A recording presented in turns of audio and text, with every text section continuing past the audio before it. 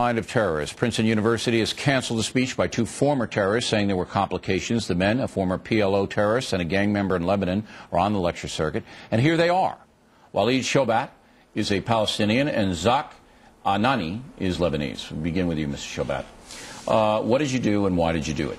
Well, I learned my education system in the Palestinian areas, of course, from kindergarten all the way up to high school, Islamic education, Islamic fundamentalism. Of course, I ended up starting in demonstrations, throwing Molotov cocktails, throwing stones at the rabbis down at the Wailing Wall, ended up in prison, got recruited with a bomb maker, ended up smuggling a bomb with the Temple Mount, ended up lodging it in a bank, nearly lynching an Israeli soldier, came to the United States, ended up getting involved in terror cells in the United States. You were involved in terror cells here? That's right. And what was your goal here? What were you trying to do? It was literally jihad in America. We would rent hotels, we would train in the basements on jihad in America. But you weren't able to do what you did in Israel, bomb and kill. Why not?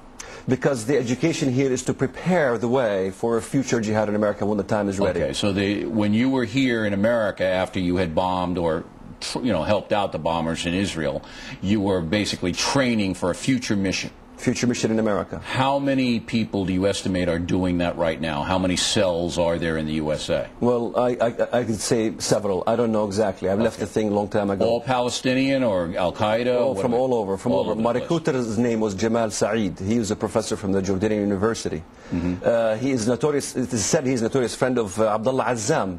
Abdullah Azzam, who was the mentor of Osama bin Laden. He's free in Chicago right now, has a mosque. And I can show you home videos that will have you make your hair stand up. What they were doing here in America in basements and training. Why did you stop?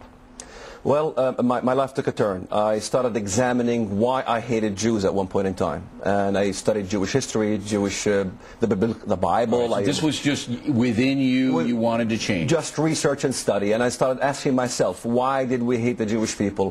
Why are the Jews the prophet killers? Why they spread mad But you did this all on your own? All on my own, yes. It was an individual conversion? Yes. Okay. Mr. Nani, what did you do and why did you do it? I was born to clerical Islamic family. Since I was a kid, I was introduced to Islamic schools. In Lebanon? In Lebanon. Okay, you were in Islamic schools. What did you do?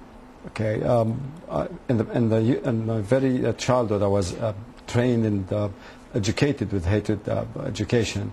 And while I was 13 years old, when I became 13 years old, I joined the militant fragments, and I moved from a rank to another till I became a troop leader. And by the age of 17, I was sure that I'll never touch the 18 or 19 or 20th of my life. I'll be killed before then. That's why. Were you trying to kill Jews? I was trained to kill Jews, but believe it or not, I've never faced Jews, but I ended up killing about 223 people out of the other gangs. Of the other gangs in Lebanon? Yes. Christians? No. No. So you killed other Muslims? Right. All right, so it was inner warfare. Now, right. The most important question. Both of you guys are now outcasts, right?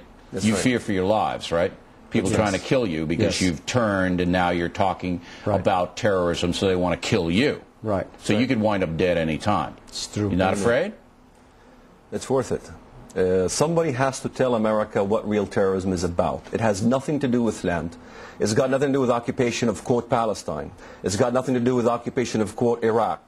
Jihad is a long thing that's been going on in the Middle East. Right. It's just hatred. It's blind hatred. America's never heard the word khilafah. I mean, the idea of khilafah is taught all throughout the Middle East. You had 113,000 Arabs surveyed. 73% thinks that Hamas should be the representation of the Palestinian people. It's my thesis that the American people don't know the danger, don't realize the danger, because the American media underplays it all the time. Am I wrong? Absolutely, you're absolutely right. You're absolutely right. The media, I don't see anything in the media. I stopped watching the media.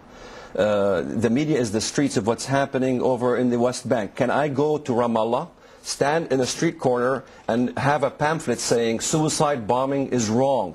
I will be executed within seconds. They don't show in the media the killings galore that happens in Manger Square, the draggings of other Palestinian bodies in the streets. They don't show these things. I just don't understand the American media and why it doesn't understand, or the ACLU and all these other, what we face and how to defeat it. We're going to have to be very tough and very courageous. Gentlemen, we hope you guys are okay. We appreciate you coming in and tell us your story.